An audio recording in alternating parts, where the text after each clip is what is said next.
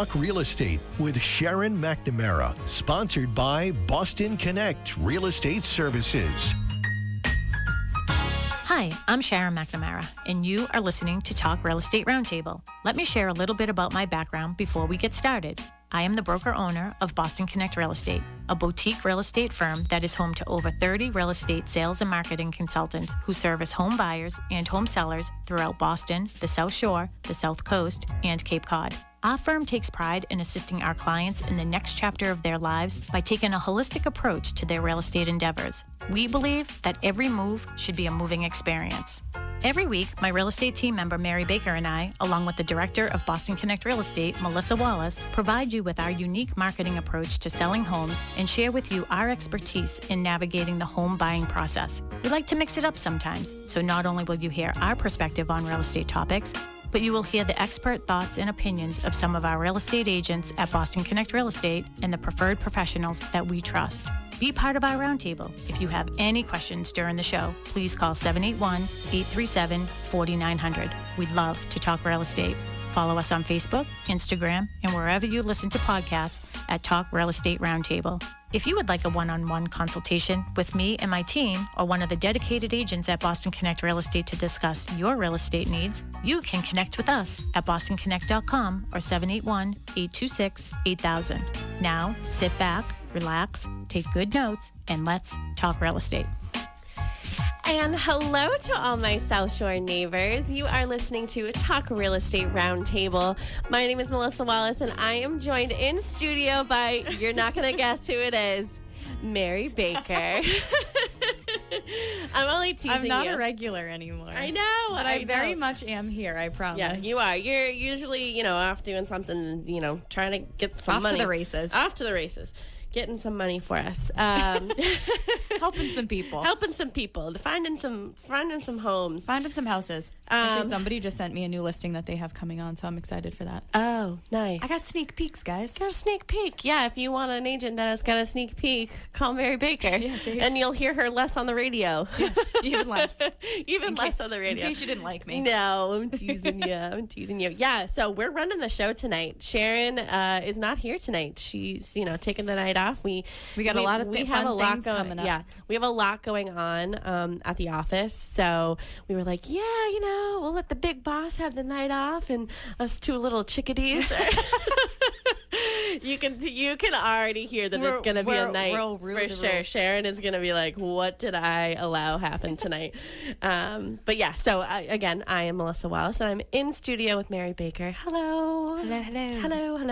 And we're just going to have some fun tonight. We're going to be talking about sort of setting expectations and preparing for closing day, specifically in winter, because winter's here. Yeah, if you didn't know, it was like 25 degrees the other day. Yeah, it is freezing. 25 the other day. I mean, what about today? Well, so yesterday I was in New Hampshire, and I swear, it's always 10 degrees cooler up there, but I needed a winter hat, winter gloves. I needed another layer for sure. And it's just, I'm not ready for it. I got to be honest. I'm really, really not. Yeah. I'm not ready for the snow. I don't know if I'm ready for the snow. I feel like, yes, we got sort of a good amount of snow last year. I can't even really remember, like from one year to the next. I don't remember. My friend Stephanie, who lives in Florida, was like texting me the other day, and she's like, did you guys get a lot of snow? And I was like, what? No. Yeah, where's the snow? Because she has family in New York, so she just figured that we got snow too. I'm like, no, different state. Like we're not the same. Not close. We're not the same. But I couldn't remember like if we got a lot of snow last year. I just had a pretty mild winter last year, but we did have a few sizable snowstorms. I think all I can really remember from last winter is like being snowed in the house with you and Sam, and like realizing that I had a bag of chips in the car, and we were all like hungry. I have a video. And I was like, we were watching a movie. I'm like, oh, you know what I could really use is some chips, the French onion sun chips. Mm-hmm. And I had a bag in my car, and I said, you know what? I'm bundling up, and I'm going to get them. I'm going out. And Mary and Sam stood at the window and watched me. That was a blizzard. Yeah, like we were that having was a little bit of a blizzard that day. And you definitely. Braved it. Yeah, I braved it for the good of chips for the house. Sometimes the girls got to eat. Yeah, we got to eat. So we'll talk about snow. and how that could affect closing day. But okay, go ahead. You're, I was going to say, chomping at the bit over I was here. going to say, this is a fun topic for me because final walkthrough, I used to say very early on in my career. So we're talking about what to expect on closing day. And usually on closing day, you're a buyer and seller technically are performing their final walkthrough. So the final walkthrough of the house being the last time that the seller is in the house and the first time that the buyer, or the last time that the buyer is seeing it before they take ownership of it. So it's always, I used to say early on in my career that final walkthrough days were the most stressful days. Yeah, because I can imagine. Because there's kind of a lot of things that as the broker or realtor are out of your control because you're kind of relying upon the sellers to perform and act in a way that you know in your head, right? So like this is when we're talking about setting expectations. You know what the expectation that you're looking for at final walkthrough, but that isn't always necessarily conveyed to either the buyer or the seller. So it can be very stressful when things are out of your control. Isn't everything stressful when you don't have? Well, I'm kind of a control freak. I'm not kidding. I'm literally plucking them out. I know every hairdresser is going to tell me not to do that, but I'm plucking them out of my the crown. Don't do that. And I'm not a hairdresser. The crown of my head every day. I know. It's funny because this morning, I digress, but this morning I was thinking, I'm very fortunate to not have to color my hair. Don't ever color your hair. I know. Don't do it. I know I want to so bad because I get so bored with it, but I'm very fortunate that I don't go and, color my hair. But I was thinking, I was like, oh my gosh, what am I going to do when I get grays? Because I don't color my hair now. And I haven't really looked to see if I have grays, which I'm surprised that they're not like all over. But I was just thinking, we're coming up on a holiday. Yeah, we're coming up on a holiday. I'll attack you. Yeah, I'll either have grays or I just won't have hair anymore. I'll just rip it out. But yeah, I was thinking that this morning when I was getting ready because I blow dried my hair and I don't usually do that a lot. So I paid attention to it. Anyways, if anybody cares, just let me know. Stop. If you want to join in on the discussion or have any questions for us, you can call George at the studio, 781-837-4900. If you're a little shy and don't want to come on air, we are live on Facebook. So, Mary, I'm going to let you talk for a second so I can get us all set up. We are live right now on Sharon Costa McNamara, and we're going to be live on all of the Connect pages. So, Mary, jump it off, or whatever the heck the saying. Jump it off, whatever. Kick it off. Kickstart this thing. Okay, go ahead. Yeah. Caught yourself there. So one of the things when we're talking about setting expectations for closing day, and I mentioned it earlier, so obviously there's a lot of different nuances that can come up. There's a lot of different things that can happen.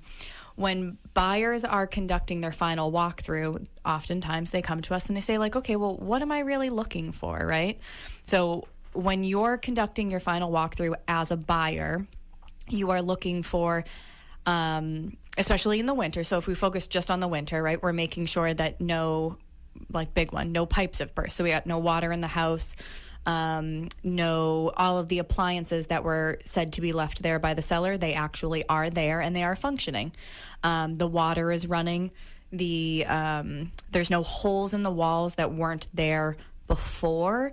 And this one can be a little bit of a tricky one, right? Because when I say holes in the walls, I'm thinking of the movers were taking that massive bed frame that I put up here 20 years ago down the stairs, and one of them accidentally put a hole in the wall with that giant bed frame. That's a I wouldn't say major defect, but that is a defect that's very recognizable. But holes is also anything that is larger really than a nail hole is what you're looking at. That is, when we talk about expectations, that is supposed to be patched and or patch sanded and touch-up painted by the seller prior to closing. So we were recently on a group text. We have a young professional networking group here at Boston Connect Real Estate, and one of our agents, reached out to all of us and said, am I in the right here?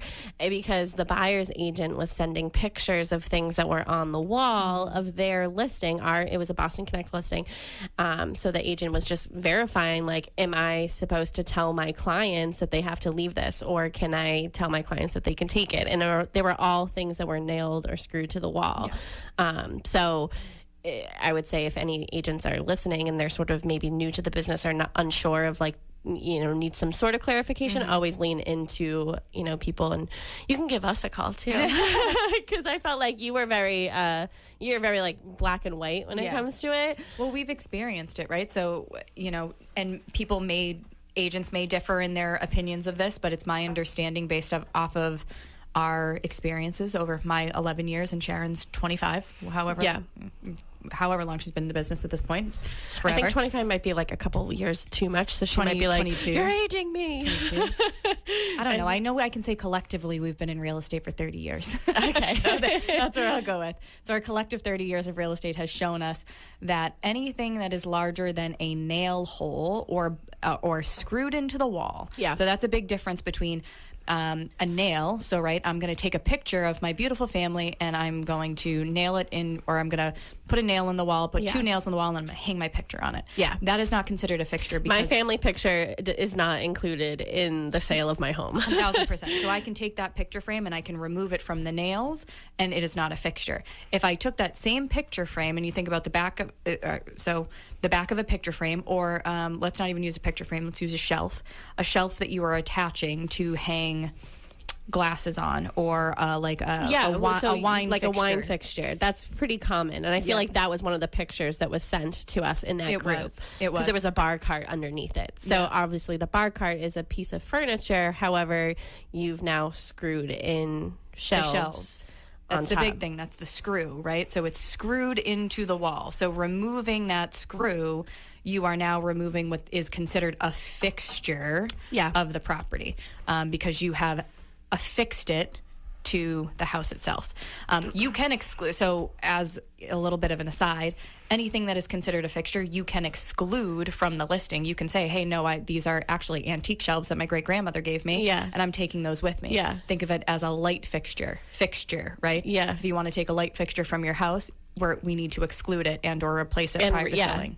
Honestly, I would replace it before I sell. 1,000%. Because what if someone comes in here and says, oh my God, I'm in love with that, or for some reason it didn't get excluded, or okay, so you're pointing at me. So my big thing with this is, and this is more me looking at it from the buyer's perspective, I would prefer that the seller replace the fixture prior to my buyers walking in, only because, and this is no fault to the seller, but the fixture that you probably have there is a beautiful, gorgeous fixture that matches perfectly with the decor that you have in the house. It might be their taste. It might be their taste, but also when you go to replace that fixture, it's human nature. You're probably going to go down to Lowe's, Home Depot, and get what is in stock, right? So it's not going to have that same value as the fixture that you're taking with you. So disappointment can ensue. Or even like wow factor. Yeah. So like you have a chandelier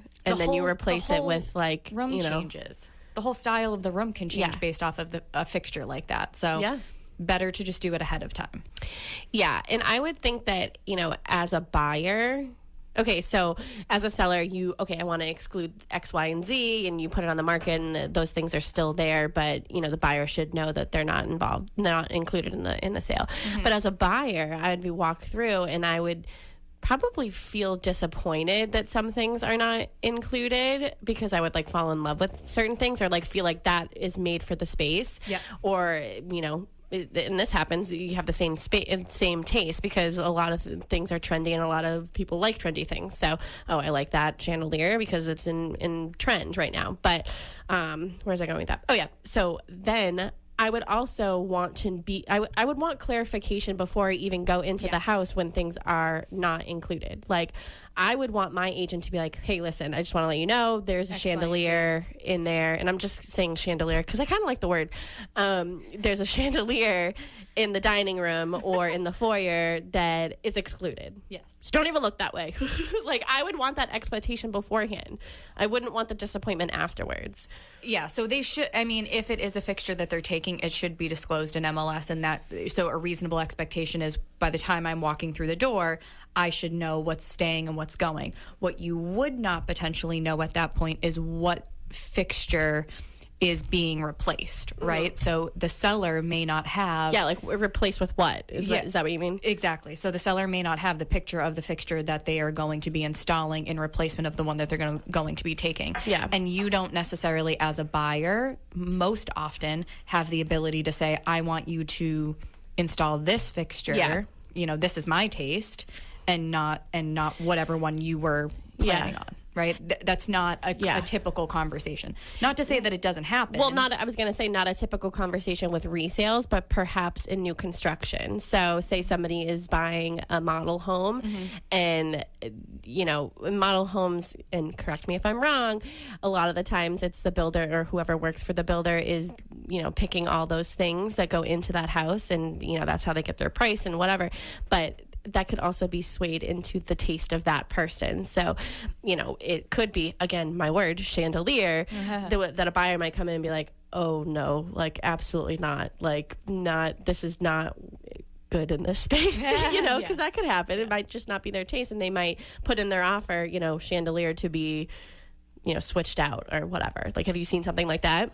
Very infrequently, but there's potentially that we could be leaning more towards that, right? You know, builders and just sellers in general, we're seeing that there's a little bit more give and take, right? The buyers have a little bit more power than they used to. And I don't even like using the word power, but they're in the driver's seat a little bit more than they used to be back a year, 2 years ago. So would a new construction or a developer be more apt to say, yes, fine, I'll change out the light fixture. Well, because they might be able to put in another model. Exactly. You know? Yeah, exactly. They could In take out previous something years, and I put would it say- somewhere else. Yeah. In previous years, like, take it or leave it. Just think of, you know, the development that you're working on right now. You have more than one model. So if somebody comes in and says, oh my God, I love this, except for this one light fixture, I'm sure, you know, it might be a consideration to be like, okay, well, you know, if you want to put in an offer, we're happy to maybe switch it out with something a little less flashy. There's conversations that can be had these days. Yeah. And I think I don't remember the word that you just said, but I think buyers can be more educated. So if they are able to see properties more than once, so they're more often be able to sort of notice something like, oh, I wonder if this is included, or is it in the MLS? Oh, I didn't notice this before. Like, you know, it's screwed into the wall. Does that mean it would be mine? Like, type of thing, before they even put in an offer. And the clarification before the offer happens should be a conversation. 1,000%. It shouldn't be, you know, oh, I'm at home inspection, let me take pictures of a bunch of stuff, like, is this thing? Well, it's like, did you put it in your offer? Was it in MLS? Yeah. Did we have the conversation before your offer was accepted? Well, why are the questions coming up now? That's why there's a big difference between the market that we're currently in and the market that we were in, right? Everything was very fast paced, and, you know, we sounded like the squeaky wheel, saying that, you know, we can't advise buyers to be buying a house after they've only seen it for 5 minutes, right? Yeah. But that's the positions that they were realistically in. So all of those conversations that you just mentioned, the fixture conversation, a lot of those were happening after the fact, or you're trying to get as much information to the buyer as you possibly can before they have to make a decision. But sometimes there was a disconnect between levels of expectation, right? Yeah. Now, and I think the word isn't educated, it's buyers are more discerning. So when they're walking through these properties, they're looking, and they're a little bit more, they're questioning more things. They're having more opportunities to see potential defects. They're having more opportunities to even ask questions.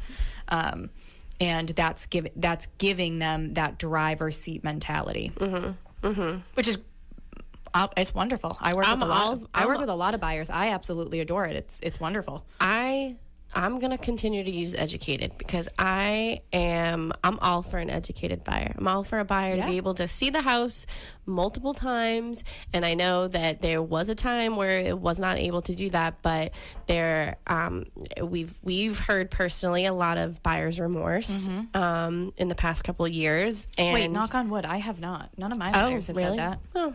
Whoa. There has been some buyer's remorse, and we, you know, would like, never. don't lump me into that. We would never. What do you know that I don't know? We would never want that to happen to our clients. So, I love the fact that, you know, buyers are able to see it more than once. 1,000%. So, Let's do it, baby. That's it. Let's go on a date. Let's go on a couple dates before we get married.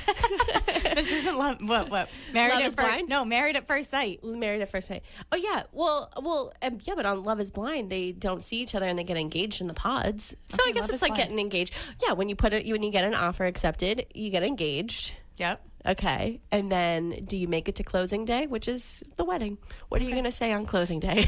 Is it a yes? I or is it do. a no? I do or I don't. not. I do not. Anyways, I'm not getting married, but Mary is. I don't think we're expecting an I do not. Unless Sam does something real bad. It'll be I do. Ooh. I do. Okay, anyways. Okay, so we could talk a million. Okay, do you have anything else to say about the screws in the walls? Because we have a million other things to talk about. Let's move on from fixtures and go into what to expect on what's a reasonable expectation on closing day. Well, we're talking about specifically in the winter. So, what happens in the winter? It snows. Okay, Yes. so say a snowstorm happens like before your final walkthrough or during your final walkthrough, after your final walkthrough, in between your closing. Like, what are some expectations that you should have that, you have to consider the weather? Yes. So I would say, from my perspective as a buyer's agent, even as a seller's agent, if my sellers are still in the house and they are moving out of the house, right, and I have buyers that are coming into, I would anticipate that at least the main walkway or the main access to the property that sellers would be moving out of and buyers would moving in through, that would be reasonably cleared if possible. Yeah. Right? That is that's an expectation, right? Nobody wants ice, everybody, if you're moving out of it, you had to clear it anyway. it's an expectation. I feel like it's common sense. However, yes. However, it's not always the case. No, it is not. No. So I think maybe setting that expectation as well, being like, hey, and you'll know, like when you get to the final walkthrough, you'll know if everybody in the transaction has been reasonable. If they haven't been reasonable, Or you if should they probably or if they lack common sense. you should probably expect that those things are not going to be done. I mean, you just, whether it's right, wrong, or indifferent, we're human at the end of the day. Yep. And sometimes there are some situations where people don't want to move and it's a little bit difficult. Yeah. And you'll know that pretty early on in a transaction, whether somebody is going to be reasonable. And I think that relies, so in that conversation specifically, any buyer or I would say a buyer specifically is relying upon the expertise of the agent to say, hey, I want to set you up for what the day of closing is going to look like. Yeah. Potentially just based on this one specific transaction, right? There was, and I'll just tell one quick story. So we had a buyer who was purchasing a property. It was unfortunately a divorce situation. We knew that when we had made our offer. Upon walking into the house, it was very clear that there was a level of disrepair in the house that might not. It just Was might it hidden? No, there was a lot of stuff in the house. There was a lot, and I say this, you can really feel the energy of a house when you walk into it. There was a very, very heavy energy. You could tell that there was like a very tumultuous relationship going on with the sellers. Like it was really, really bad divorce. And upon putting in our offer, or actually upon walking out of the house, I looked at our buyers and I said, hey, I just want to set the stage for what this could potentially look like going down the road. I do not see the amount of stuff that is in here and the amount of I'm trying to think of what the right word is, but the amount of hostility that's surrounding these two parties, right? This divorce. I don't anticipate that all of this kind of junk that's outside, all of their belongings that are inside, And it was is going. junk. It's not Legitimate junk. It was legitimate junk. I'm not I'm not just calling like- somebody's like bedroom set no, junk. it's like the stuff that just they hadn't gone to the dump yet. Honest to God, like that's what it really was. I don't anticipate that they're going to be able to get this out, and or if they are, it's anticipate that the house isn't going to be clean. Anticipate that, you know, there's going to be tons of scuffs on the walls, and we're going to uncover a lot of things come final walkthrough. And or we might be discussing holdbacks come final walkthrough and getting cleaning ladies in there. So like it's a whole. And the buyer was the first Cleaning time. ladies, or how many times have we cleaned a house? Oh, that's happened. I can remember having to I clean off. I did a final walkthrough for one of your listings, and I was cleaning off spaghetti sauce off of the living room walls while the buyers continued their walk. I'm like, oh, thank goodness that they left a sponge there, and I just like sort of like, don't mind me, I'm just washing your walls, not a big deal.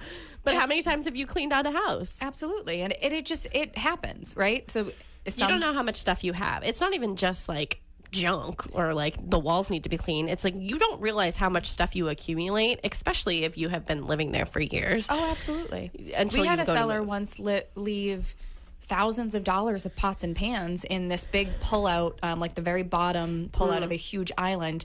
And I took a picture of it and I said, hey, I don't think you meant to leave you all mean of to this. And leave she was like, these? oh my gosh, no, I didn't. So I packed up all the pots and pans. Those are cleaned out my the- fine pots and pans from cleaned out the cabinets wedding. and drove them over to her house. So, I mean, there's a difference between, oh my goodness, I forgot this, and like, I completely spaced, I'm so sorry, or I ran out of time, I'm neglecting as a seller. Yeah. I'm neglecting to take care of this, and I'm going to let it be somebody else's problem. Yeah. There's a big difference between those two, and unfortunately, we see the latter a lot, right? So going back to that story with that specific buyer, they walked into the house or walked out of the house before they made the offer, understanding that, you know, we might have to do 2 final walkthroughs. We might have to reserve one of our times to come back into the house as an almost final walkthrough to kind of see what the stage of the condition of the house was at 2 weeks prior to closing, and then do another final walkthrough day of closing and really see where we were at, and if we had to line up cleaners, if we had to line up a dumpster. We were working on getting potential quotes for if we had to ask for a holdback, because it was such a nasty transition for these sellers. Unfortunately, they were going through a lot. I will say buyers ended up withdrawing, and it did not it never sold. Yeah. It never sold because it was that bad. But they relied on me as their buyer's agent to set that stage for them. And then the house that they ended up purchasing was like, you would eat off the floor. So it was complete and total. Well, that's nice. It was opposite. If you're into that kind of thing. I mean, I do have a 5-second rule. I do abide by that. So. Yeah. In certain circumstances. Me, if it's like 5 minutes from the expiration date, I'm like, absolutely not. Yeah. Nope. Yeah. It could be the day of the I expiration know. I would date, and still. you're like, no, I all set. can't. I don't know. It's something about it just freaks me out. Something I wanted to mention, because you said, like, you know, it's not always going to be like in perfect condition. When going back to snow, like, snow can hide things. Oh, it so absolutely I think there was it your turn, one of your transactions where like, or maybe it was I think maybe it was the Grady's or somebody's transaction within the past couple of years. It had snowed, and there was a ton of junk and trash that was left in the backyard, and the snow had covered all of it. So, and we just kept getting snow and more snow and more snow.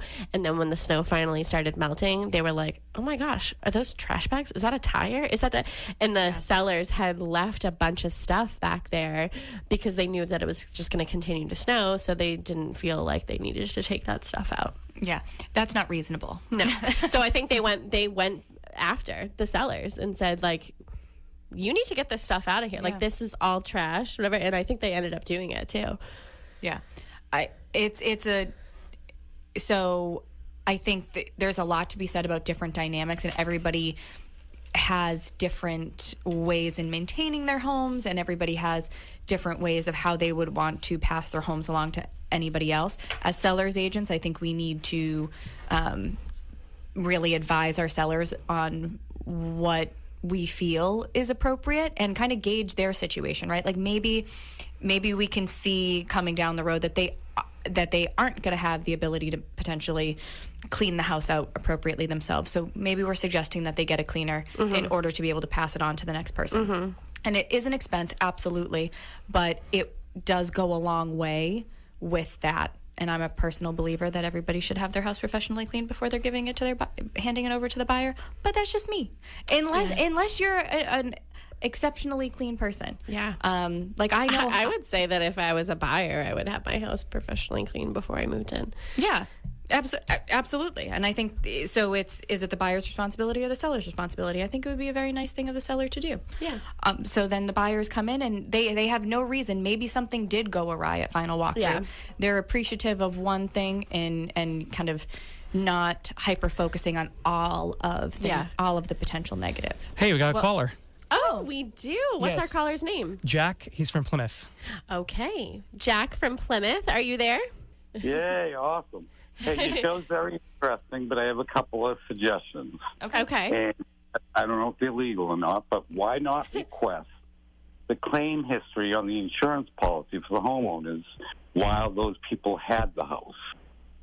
Just in case there was any claims on that house and there was damage that was not properly fixed or repaired, that would somewhat tell you if there was any hidden damage, which you guys were talking about, I believe, earlier. Yeah. Yep. So you certainly, not that it's not legal or not, but you certainly can request that information from the seller, but the seller is under no obligation to give you that information. So unless there was a way for you to legally go to whomever their insurance agent is and or go to town hall and potentially see if any insurance claims have been put in, you're absolutely able to do that as a buyer. Anything that is public record and or knowledge, you are able to do your due diligence on and find out that information prior to really your purchase and sales agreement. At post purchase and sales agreement, there isn't a ton of recourse unless it was deliberately hidden. Yeah. Well, I can even, just to add on to that, if you went to town hall and said, I'm just wanted to pull the jacket and see like sort of what you have on this property. Curious if there's any claims against it. So it would be in there, and correct me if I'm wrong, because maybe the, one of the departments, building department, or an inspector might have to go there from the town to make sure that, it's all settled once the work is done. But also that could be a question that your agent could ask even before you even put in an offer. I mean, it's very common to get a bunch of questions from the agent and saying like, oh, XYZ, do you this, and this, and oh, have there been any insurance claims on the property? Yep. I don't think anyone will get offended if that is asked. I mean, it's unless they're trying to potentially, if they're unwilling to answer the question. I think if somebody is offended by the question, they might be hiding something. It's not, Exactly. I feel like Sharon is notorious for saying that. I'm not saying this like I'm not questioning you. I'm asking a question. So I feel like if the question is presented in the right way, I hate to say it that way, but if it's presented in the right way, it shouldn't be a big deal. Yes. It's kind of funny. I was listening to the story about all the trash underneath the snow. I wrote in my piece, I was the buyer, and I requested that any and all personal material was to be removed from the property prior to the finalization of the sale of the home. Yep. Which is very common. Yeah, very common.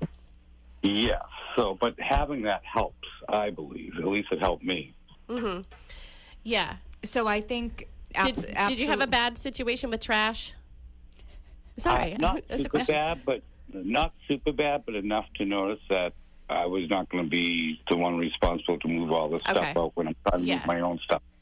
Yeah. And that's really where we see So a lot of times, and I don't know if this is the first house that you've purchased or if you're yes. It is the first house. So a lot of times what we see, especially in older homes, is there's sellers want to leave buyers what they deem is appropriate for the house, right? So what goes with the house. So I'm talking about paint cans and trim and maybe some drywall that I didn't get to using. Screens, absolutely, screens should be left if they're in good condition. Sometimes I've seen doors, flooring, doors that are left, but it is... So it has to be communicated from seller to buyer. I want to leave you all of these things. Do you want them? And if the buyer says no, I'm going through the house, I'm changing all the flooring, I'm changing all of the walls. I don't want any of your trim. I don't want any of your old drywall. I don't want that.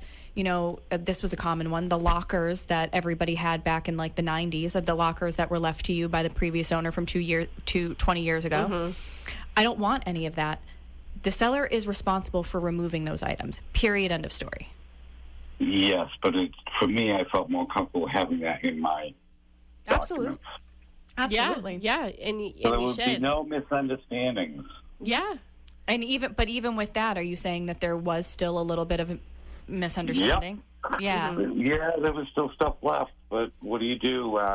Another little thing that happened, well, it wasn't little, it was big, but I can't go into full detail, but between viewing the house at noontime, and it was a rainy period, it was in winter, but it was raining, not snowing. Yep. By the time I went to sign the papers and came back with the first U-Haul, my whole downstairs was flooded. Oh. Well, did you have a sump pump? No, the owners hid that they were having flooding in the house.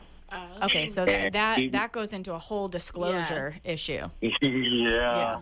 That goes and then into I learned 3 years later by a nosy neighbor that he actually put pipes across the front lawn to cover it up, but I never noticed. Neither did my realtor, and neither did the person who did the inspection on the house. So pipes across the front lawn as in one French pipe drain? across the front lawn that connected to the drain spout on the left side of the house if you were facing it. And that was to hopefully not have me having flooding. Gotcha. Yeah, so if the seller had actual knowledge and a history of flooding, they do have an obligation to disclose that. So that is a disclosable item, and it should have been relayed. And we had talked, and they have an obligation, but in a legal standpoint, later on, you have to go after them if they did not disclose it. Absolutely. And that goes into a whole different topic of how far do you as a buyer take certain things, right? Especially after you're already in the house. What is worth your effort and time and energy and financial commitment? But no, it doesn't feel good for anybody to have things hidden from them. And I think that's where we talk a lot on this show specifically about expectations between parties aligning. Because if you can have a understanding or an operation of truth and honesty and, hey, everything is fixable, we just have to be honest and upfront about it, then we can all move forward in a fair and reasonable way. And there's no reason that you have to feel upset even years later, that this didn't go according. I mean, it's sad because we live in a society that more people should be more nice as a people, but when it all comes down to the mighty buck, that's what usually happens. Someone's going to get hurt. It is unfortunate. Well, but we are sorry that you got hurt, Jack. It's all right, though. I like your show. You guys are very educational, and you guys are awesome. Oh, thanks, Jack. We appreciate you listening and appreciate you calling. Please call back anytime. Yeah, share any stories with us. We're happy to talk. Yeah, we're happy to talk. Always. Plenty of them. You can be our new co-host if you'd like. You can call in every Tuesday. You can take my place. You can take Mary's spot because she's never here. Well, Mary's probably home getting prepared for Thanksgiving, so. More like preparing for a wedding in 7 months, unfortunately. Yeah. Mary has a wedding that she's planning. Yeah. Thank you. Nice. Yeah. Well, thank you so much, Jack. But thank you. Have a good, happy Thanksgiving. Happy Thanksgiving. Good night. Good night. Fun. I love when people call. It means that people are listening. I'm glad that people like Jack are everybody was able to hear his story because that is it is very much commonplace. Unfortunately, and the disappointment comes from the misalignment of expectations. I mean, I can't say it enough. I wanted to ask him, maybe if he does call every Tuesday, he can tell us, I'm curious of how the whole transaction went because, like I said earlier, you really do know, you kind of know the tone of how things are going to go in the beginning. So I'm curious, but we only have 5 minutes left, so let's get our very important points out here. What else do we We were have talking to about say? trash cans. Yeah, so trash cans. So it is unreasonable. Talking about trash. It is unreasonable, in my opinion, for a seller to leave trash that is not going to be picked up in the immediate future, and immediate being within 24 hours, unless it's relayed. Unless it's relayed prior to, hey, I'm so sorry. We weren't able to get this out, and we have somebody coming to pick it up. Whatever that may be. If it's not within 24 hours, it needs to be relayed to the buyer, in my opinion, as to when it's being picked up. Yeah. Because your buyers are going to have trash. Yeah. They're going to be getting rid of trash. stuff. Everyone's got baggage. They should. A lot of us got more than we want. Yeah. Reasonable expectation. I would expect a few little nail holes in the walls here and there, but I would expect anything that's significant in size to be patched and painted. Yeah. We're not talking about like somebody punched a hole in the wall. We're talking about somebody. But even little nail. We live in a world where people like to hang a lot of signs. Yeah. Collages are a big thing. We got a lot hung up here at Boston Connect Real Estate. We got a lot of collages these days, so you have to be conscientious of. Maybe the buyer wasn't anticipating going in there and painting and patching every single wall. Yeah. And if that's the case, it needs to be relayed. So communication. Communication is the best policy throughout any type of real estate transaction. Any transaction in life. Anything Sellers in don't life. be scared to talk to your agents, and agents don't be scared to talk to your co-brokes. And buyers agents, don't be scared to talk to your buyers. Yeah. Say, let's set this up so And you understand you all what's don't going be on. scared to talk Real Estate Roundtable. So you can call us. I feel like we just did like a little round robin there. Yeah. Like, round table. yeah. I don't know. I was trying to tie that in. Agents are there to act as mediators and experts for how your transaction is supposed to go. Yeah. So lean into them for that. I would walk in. Lean into us for that. Yeah, not lean into them, us. I would walk into a final walkthrough as an agent and be like, there's no need for you to get upset. My job is to get upset for you. So I'll take care of it if there are things that are wrong. So you just point anything You were out. describing my last final You walkthrough just point perfectly. anything out, and I will stay cool, calm, collected, professional in front of you, and then I will, kindly ask for these things to be removed. I'm a picture snapper. Yeah. So I walk through a Picture final walkthrough. is 1,000 words. Well, a final walkthrough day, I'm just walking around. I'm letting the buyers do kind of their thing, and I'll just snap pictures like kind of as I go. Yeah. I'm like, okay, how are we feeling about everything? Yeah. And we didn't get to your big sort of story, and maybe next Tuesday we can do a continuation. We can talk about that. But yeah, because we only have like a minute and a half or 2 minutes left. So I was going to say thank you so much for joining me, Mary, but that's not true. It's your show too. Oh, and I can hear our song. So if you want to listen to any of our past shows, you can go to talkrealestateroundtable.com. You can go to bostonconnect.com and find all of our contact information, and give us a call if you need a buyer's agent, a seller's agent, whatever. So, Mary, Thanks for calling, Jack. thanks for calling, Happy Jack. Thanksgiving, everybody. Happy Thanksgiving, everybody. And I'm starving, so we're going to dinner. Bye.